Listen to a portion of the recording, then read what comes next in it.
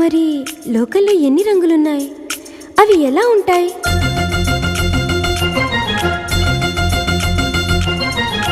బుగ్గ మీద వెచ్చని సిగ్గు వచ్చినప్పుడు దానిని అడుగు, ఎర్రదనం అంటే చెబుతుంది.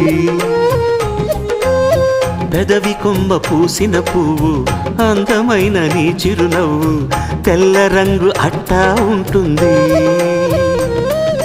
నీలో నిలువున పులకలు రేగిన వేళ నువ్వే పచ్చని పైరువు అవుతావమ్మా.